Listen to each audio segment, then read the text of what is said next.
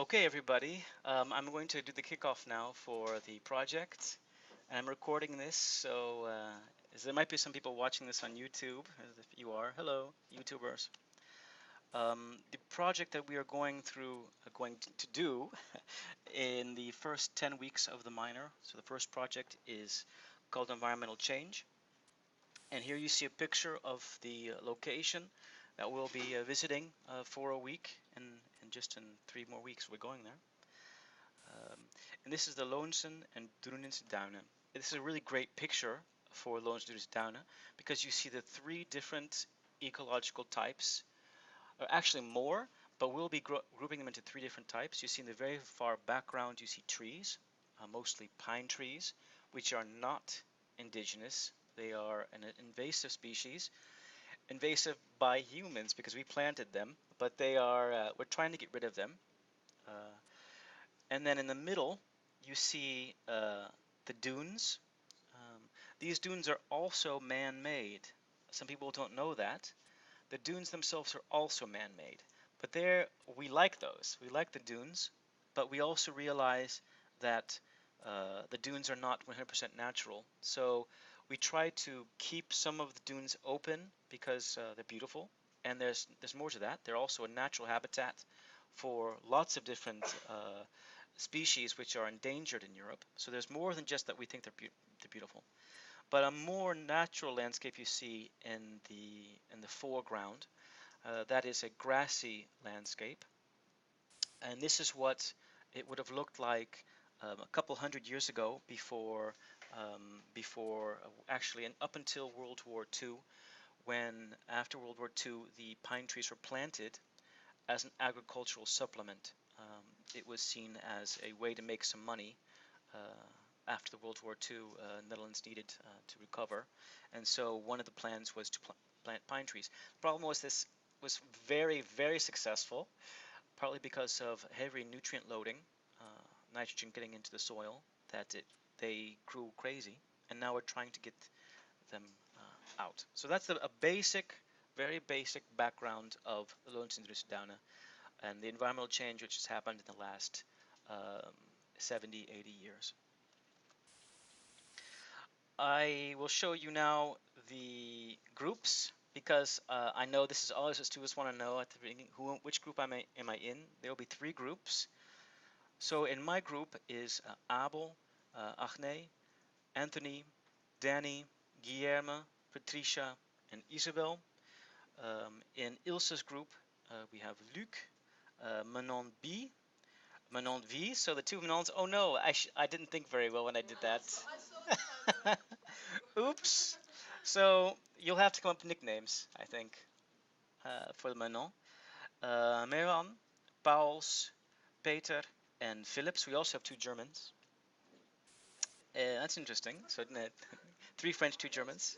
That's and the third group, Sandra's group, is Rania, Rens, Sebastian, Tamkin, Victor, Wesley, and Johan.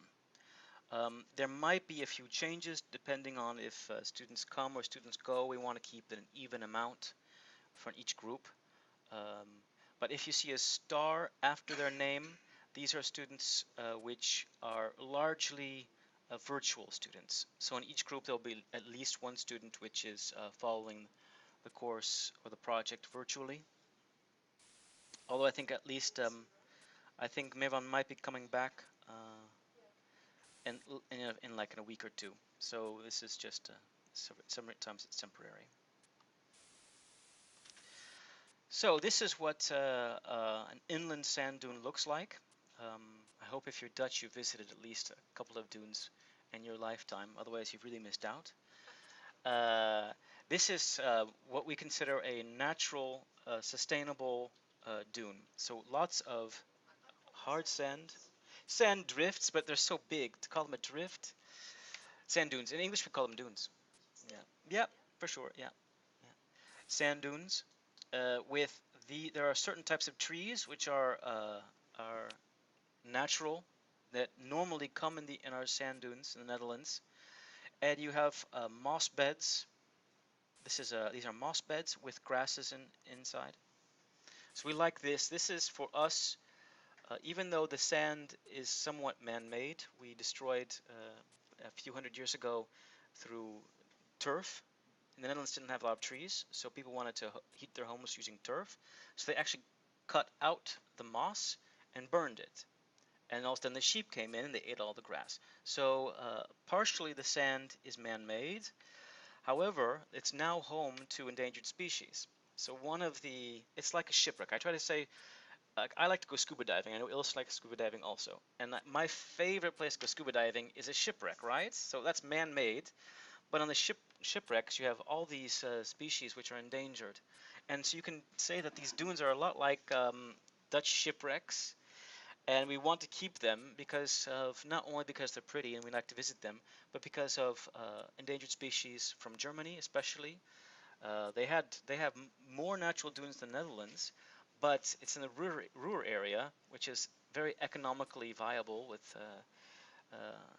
lots of factories, etc. So they've been destroyed, and the Netherlands now, even though the dunes themselves are man-made, is home to probably the most diverse species of dunes in Europe. We'll get into more detail later. So succession stages. What does that mean, a succession stage? Here we have two aerial photographs, and these aerial photographs you can find on the Blackboard site, along with several other Blackboard aerial photographs, show the change, the succession of the land in the dunes. On the left-hand side, you see an aerial photograph in 1950. So you have, of course, the trees that were planted after World War II. And the same area, of course, now is much more grown with the trees. And in between the trees, grass mats are growing. What used to be only sand dunes with a few trees but no grassland in 2007 has now been almost taken over by moss beds and grasslands. And these are native tree species. I know this because I've been to the dunes many, many times. But when you go out there, this is what you'll want to do. You'll want to find a place that's changed in the last 80 years, and you want to investigate that. And we'll divide you up into different places because Lonesome dunes are very, very large. So that's a succession.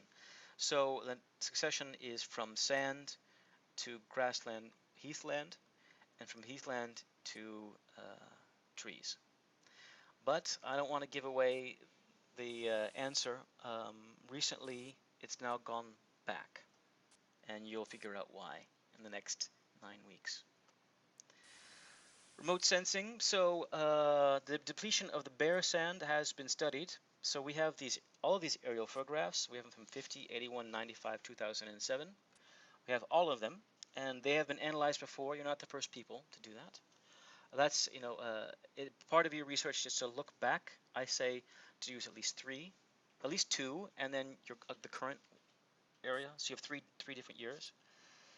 And then since 1950, the succession, let me move this, the succession has gone from bare sand, which is either just sand or a certain type of moss called coniferous, and I'll show pictures of those in the slide going forward. Then to pioneer grassland, polytrichium, also some lichens and some grasses, and to heath and forest. So those are the three basic groups that you'll be looking at: bare sand, grassland, and heath. Here's a depiction. This is something that you guys will be doing for yourselves, showing the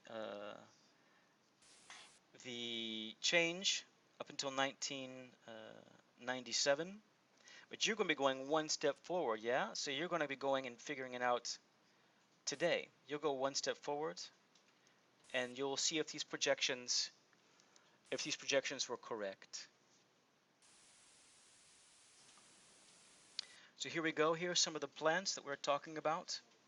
Yeah, so here you see some You'll see them in person in a few weeks, but most of you, not everybody. But here's the grassland. Here are some small plants. These two are the two different types of mosses. So the succession stages of soil. So what has happened to the soil? Through time, you had just bare sand and some grasses, but then you had cars came out. We decided to agriculture, it, acid rain, everything is coming into the soil. So the buildup of organics, buildup of nutrients, and also acidification that led to more plant growth over time. And if we did nothing, uh, certainly it's just a matter of really just a matter of 20, 30 years. It will be taken over by shrubs and then later into trees, but then the wrong trees. And the depletion of the sand dune, we can now look at the amount of area, percentage of the area. It used to have 60% bare sand, and now we've seen about 30% bare sand. The pioneer vegetation has grown only slightly, but you see that the forest has grown a lot more. And again, I'm hammering this home. It's not that we are anti-trees, of course not. We're just anti-wrong trees. They're the wrong trees that are growing. We would, of course, love to promote the natural trees. So impact of succession. I talked about this, the small plant, Campylopus interflexus. You see a picture of that. It was introduced to the southern hemisphere. We're not sure how or why in 1960s, and it's now grown quite well through. You see the succession through here on the bottom. Succession through the Netherlands, 1970 through 2010, and this, of course, can be shown directly with acidification of the soils. So they're basically any substrate as long as it's slightly acidic. And of course there's room for it. Of course they can't compete very well if it's a grassy area, but if it's an open grassland, I mean open sand, of course it's perfect. They'll grow on anything. They'll grow on other plants if they're if they're allowed. And so we went from this species, different lichen species, which are the endemic species. They're from the Netherlands. It's from the Northwest Europe. So here are some lichens that are growing. But this Campylopus, you see how big it is. You see this person's. It's difficult to tell, but this is only about 1 centimeter tall. These are not very large plants, and they grow very slowly. And this Campylopus is about 2 or 3 centimeters. And what's worse is they grow on top of each other. So they form these meter thick mats. And of course, these meter or even more, they just grow on top of each other, on top of each other, on top of each other. They just keep on growing. Yeah. So obviously this 1 centimeter lichen is completely out competed by this Campylopus. Yeah. It's a small plant. Oh, you'll see them. So here it is. This is a close-up. This is another invasive species, a Cladonia. Um, it's yeah. This is also invasive. It's taller. It's like 2 centimeters. So a natural one that we want to keep, it can't compete.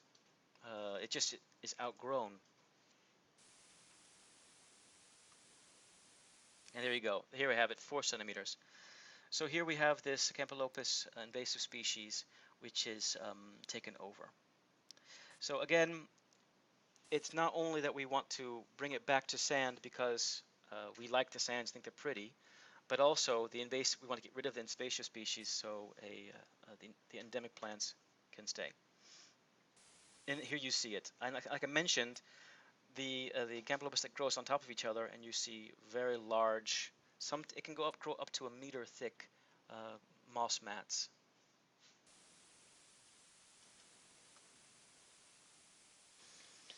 So here is some correlations between atmospheric ammonia and Campylopus in the area. This should make the people who might do the chemistry part of the subgroup, if you're in the chemistry subgroup, this is kind of what you're going for. You want to try to recreate this. So you'll be doing like acidity and ammonia and nitrate tests of the soil, and then your friends who are doing the more plant ecology stuff will be measuring how much is in that area, and you'll try to correlate atmospheric nitrogen with growth of invasive plants. So let's talk about nitrogen deposition. Nitrogen deposition, it's in Dutch it's called stikstof. Nitrogen deposition is very high in inland dune areas, and especially in the year 2000, it was quite high. You see in the purple areas and the orange area, these are where the sand dunes are, the highest concentration of sand dunes in the Netherlands. And why? Well, this is especially here, right on Germany. We'll always blame the Germans. Those darn Germans. No, it's not just the Germans, but it's also the Dutch. There's lots of factories. There's lots of industrial areas, and the nitrogen gets into the air, and it deposits. Mm, yeah, and this is a very big agriculture area, so as Ilse is mentioning now. But you also see it coming in from Antwerp, a little bit around the Utrecht area. Almost all of the Netherlands, half of the Netherlands has relatively high nitrogen concentrations. So it's not just the factories, it's also ambient. Does anybody have an idea why there would be nitrogen just everywhere in the Netherlands? It's human induced. Why isn't such an ambient air, even outside of the industrial areas, agriculture areas, why everywhere in the Netherlands? Peter has an idea? It's small, but cars. This is they say Americans are car crazy. But I think the Netherlands has the highest density of cars in the world. I think per person there are less cars than lots of other countries, but just the absolute density of people. You guys don't have to drive to work, I don't think. I do.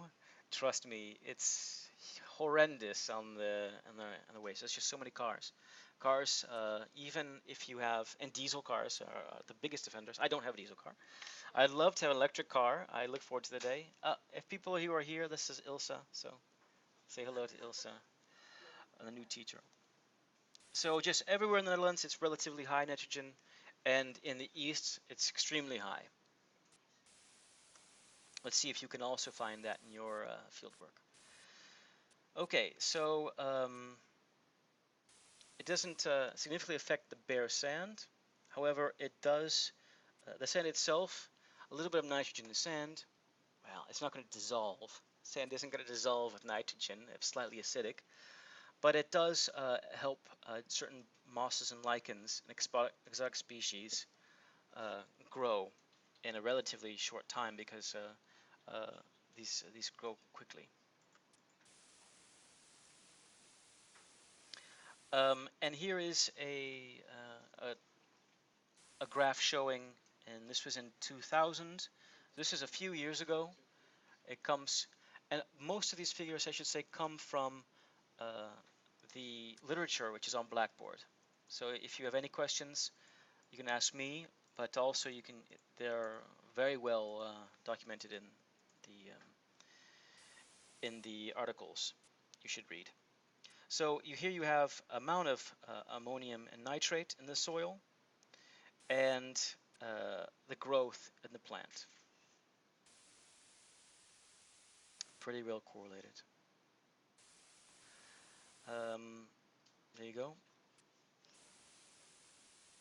Here we see that the small lichen, the endemic species, become older in high deposition areas.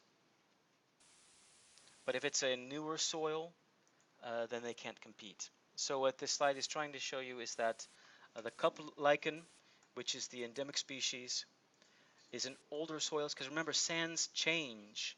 That's the tricky thing about sand dunes. is that the wind takes them away. They change a lot. So if it's an old sandy area, you'll find more of the old the endemic species, and vice versa. So this vegetation is dominated by the invasive species. Yeah. So if there's low nitrogen, you'll see 17 to 20 different species. So it's very biodiverse. But in high, you'll see much less diversity. Again, something that maybe you can show in your field work. So the main threats in sand dunes and land dunes are bare sand becomes depleted. The moss Campylopus interflexus is invasive where there's high nitrogen levels, and they replace the endemic lichen species.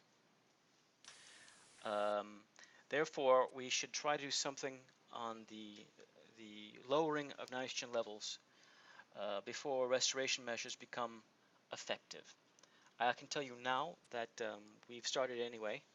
Uh, the why we're doing this is because I showed you pictures from 1950 and pictures from 1990 or something like that. And the reason why I showed you that is because afterwards there was a huge EU project um, to combat these invasive species. So if you look at it today, it looks a lot different than 20 years ago or 10 years ago even, 5 years ago even. So you will have to show me what it looks like now. Is it more like it was in the 1950s?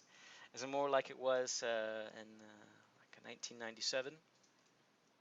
And why? And is it sustainable? Yeah, you can probably if you've been in this course, you should probably have a few guesses, a few theories. We'd like to, of course, see those hypotheses in your plan of approaches.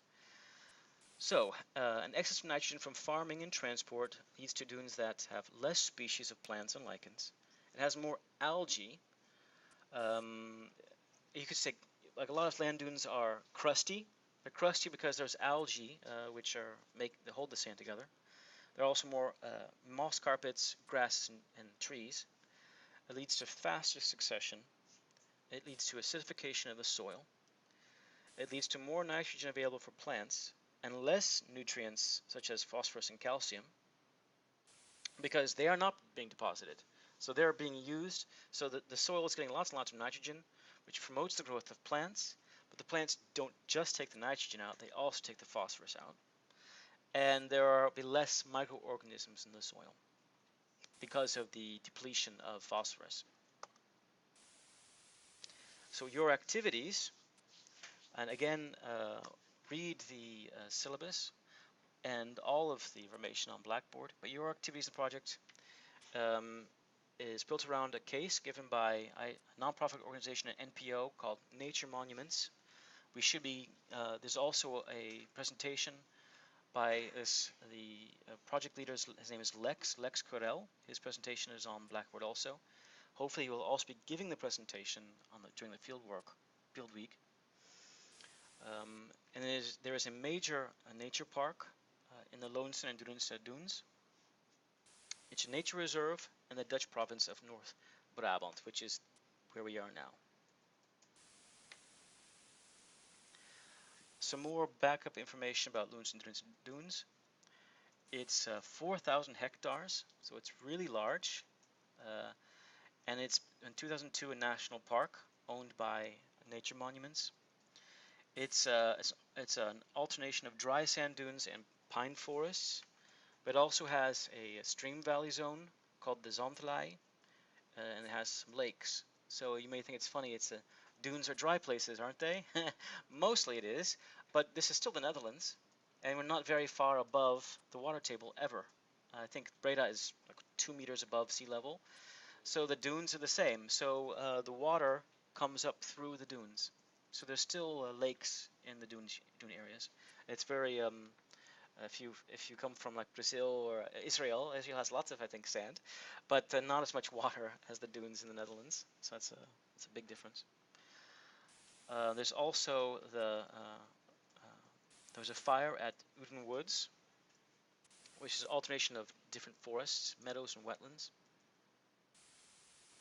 And where we'll be staying is right in the middle of the dunes, so you can easily go to the west, easily go to the east, easily go to the north from where we'll be staying in a few weeks. And what you will be looking at is you will be monitoring the quality of the sand dunes to make sure that the sand dunes themselves, the actual sand, the soil, that it's low in nitrogen, high in phosphorus. So nitrogen bad, phosphorus good. That's your, to make it very simplistic. But also you'll be looking for evidence of human impact through nitrogen deposition, but also looking at plants, looking at if you see any animals. Hopefully you'll see animals. There's lots of birds and there's reptiles and there are a few mammals and lots and lots and lots of plants. But you go out into the field and looking, and also looking at the past. So you'll be looking at aerial photographs from the last 70, 80 years, and looking at changes. How you'll be graded? Oh, I just noticed there's a small error, but you'll see that there's 3 times 33%. That just only makes 99%, but I'll correct that. The project plan is a deliverable. It's a group project plan that is, on top of my head, it's the next sheet, but it's due at the end of week 2, so it's due right before you go on your field trip. There is one assignment that is also pass-fail, but it's individual, and it is due next Tuesday. And of course, your classes are starting, so I would start doing that right away. It's a lot of questions. It's just about, I think, about 10 to 15 questions per article. So to do the assignment, just read the article, answer the questions, and then turn them in. It's pass-fail. There are 3 articles. They're on Blackboard. Then there's the group advice report. I said, oh, I told you before. There's the blog. The advice report is short. It's something that if you go into consultancy, which I think all of us, almost everybody who teaches here used to be a consultant. This is actually what you would give a client. They'll never read a 50-page report. Those you send to the EU, and nobody reads it. You then make a 5 to 10 page advice report. That's it. 5 to 10 pages. So you think, wow, that's easy, 10 pages. No. Writing succinctly is much more difficult than writing a 50-page report. So you will be definitely graded on how well you can present information in just 10 pages. A presentation, also for a group, that's pass-fail. A short final report, this is individual. Again, this is 5 to 10 pages. And this is just to show me what you did in your group. So you'll have a group of 7 students. Maybe you did the GIS work. Maybe you did you were very involved in the blog. Maybe you were very involved in the plant identification. So that's what your report is on. Yeah, your individual, what you did. Again, short, 5, 10 pages.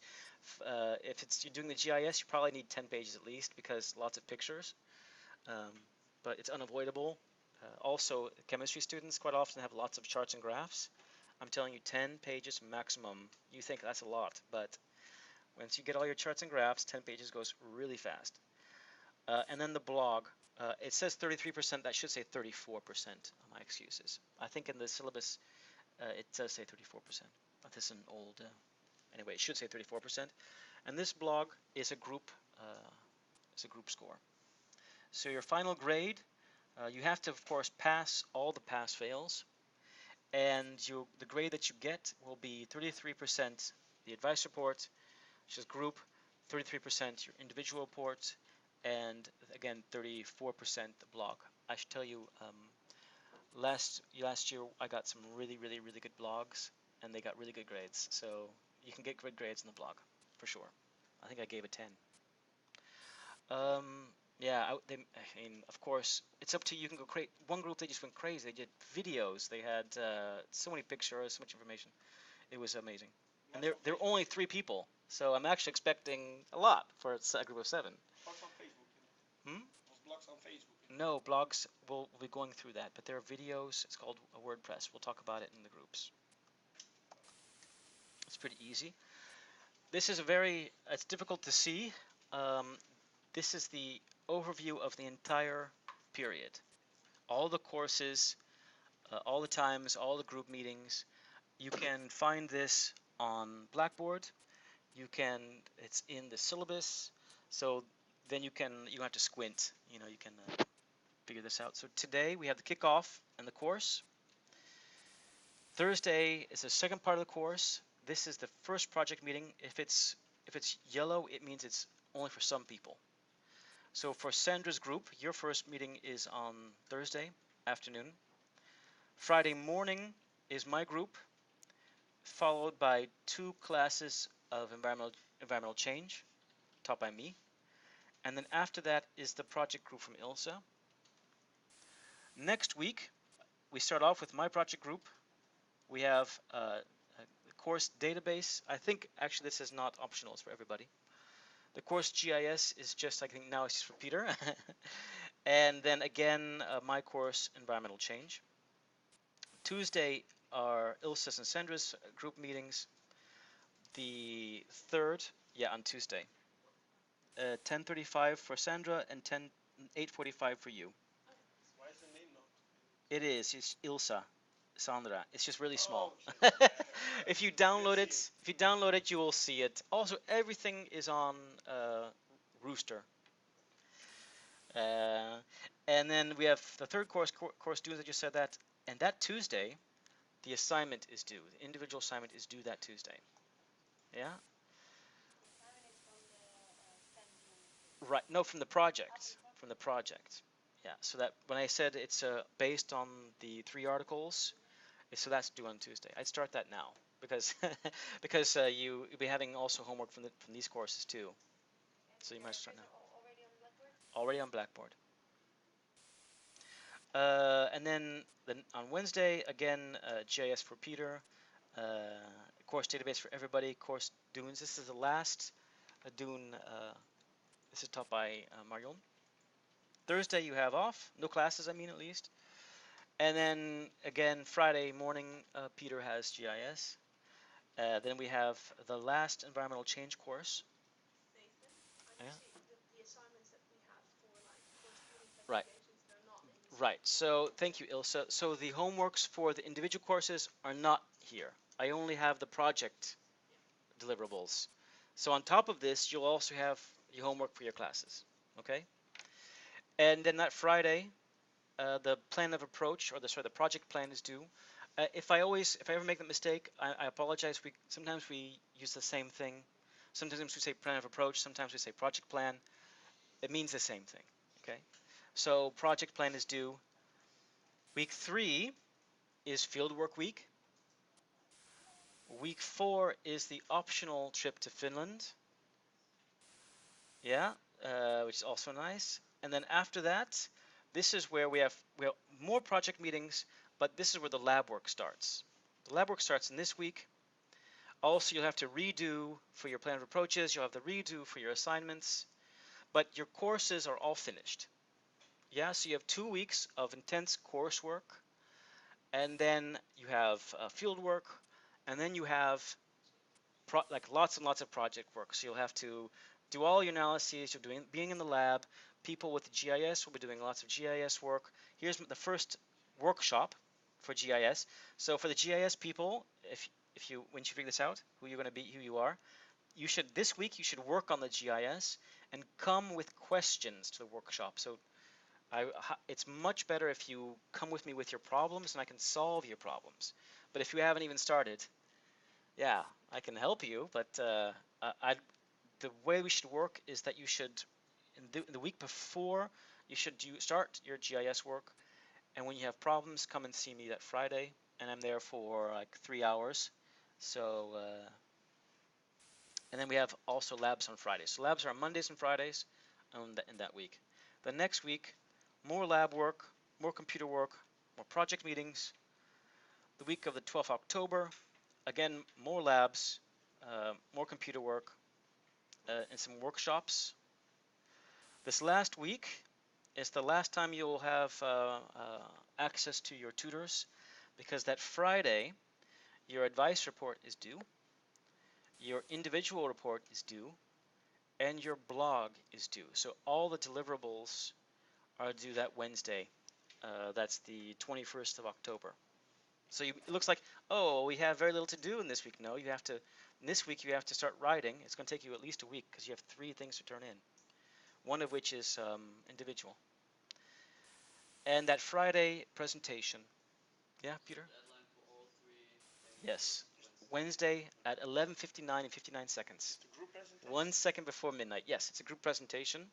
So you can divide as much as you want. Normally we have like two or three presenters, and other people they will make the sheets, but it's up to you guys how you want to do that. Sometimes you just have one person present. It's fine, and you're putting all of your hopes into one person. That's fine. And then vacation week. What's what's great is that if you pass everything, you don't have 1 week of vacation. You have 2 weeks of vacation. I thank you're welcome. I planned it that way. So you get punished slightly if you have any redos. So redo of your presentation, redos of project advice report, redos of the individual final report, redos of the blog. You have to do that in that week. So work well, work wisely, work smart. If you have to, work hard. But I often say there's a difference between working smart and working hard. Just plan, and you'll pass everything. And you'll have 2 weeks of vacation. And I'm sure all of us tutors would love for you all to pass, so we also get 2 weeks of vacation. Well, vacation, we have to plan for the second project, and yeah, we it just still it's a lot less work for us if everybody passes. We want you to pass. Okay, that is my presentation. Are there questions? Lots. Oh, Isabel, yeah? Yeah, up to you. Yes, absolutely. So if I would start today, or I would start now. Last year, I don't demand it, but students always start a Facebook page. It works extremely well, and add me to it. It's into your best because I can help you. If you get stuck and you add me to your Facebook page, then I'll answer. I'm very active in social media, so Facebook, Google Plus, Twitter, WhatsApp. I have my cell phone number on tweet me, app me, call me. I don't care. The worst way to get me is email, to be honest, because I'm in the lab, I'm teaching courses. I'm not behind my computer. But if you call me, well then, or you WhatsApp me, I check that constantly. Facebook too, I'm very active. So yeah, so I would do that now because let's see, Sandra's on Thursday and Ilse and I are on Friday, but there's nothing stopping you from starting today. Literally, after I stop talking, I would, if I were you, I would. Facebook is for the whole class or for the groups? For the group. So you all. Let me go back to the sheet first sheet, and I'll leave this here for you, so you all know who. There's a reason I put the email addresses there, and first and last name, so you can find each other on Facebook. Most people are here now, but there are a few students who are online. So Tamkin for Sander's group, Philip for Ilse's group, and Abel for my group. Lots of you have laptops. I can say Google Plus or what's it called? Skype, Hangouts. Hangouts is the best, really. But In the Vic, schedule, weren't really any exams mentioned. Does that mean that there are none? I don't like exams. Exams are stuff your whole head full of facts, spit them out, and you never use it again. I would rather you have a blog which you can put on your CV. And trust me, that's very impressive. You say, "This is a project I did." What are you going to do? Are you going to send a 50-page report to on your with your CV saying, "This is the project I did"? No, you put it on your CV. I did this project, and then with the link, they click on it. Wow! Suddenly, it's much nicer. I There are two things I don't like. It's exams and 50-page reports because they're useless. Sorry. The week of Finland, the people who don't go there have a week off then, or? Yes. Well, a week off to do homework. Uh, but it'd be a week in which you do less, probably. Although the people going to Finland, remember, the people going to Finland, as I mentioned, let's think about it. Two projects are 9 credits. That's 18. 5 courses of 2, that's 10. So that's 28 credits. That means the people going to Finland, that fulfills their 2 points. Peter is doing GIS. That fulfills his 2 credits. So what are you going to do for 2 credits? Maybe you could plan it in that week. I have lots of ideas. If you have no ideas, I have ideas. I have lots of fun little projects that I don't have time to do, like growing lemna. I would no seriously. I need to start doing that, and I have no time. So if anybody is interested in like sourcing fish tanks and ordering lemna and putting it in the lab, and I would I will give you 1 credit for just for doing that for sure. You don't have to know. You don't have to. You want to, but then you get 32 credits, which is nice, I guess. But you don't need 32 credits. No, not at all. No. Are there other questions? Anybody? Oh, yes. Yes.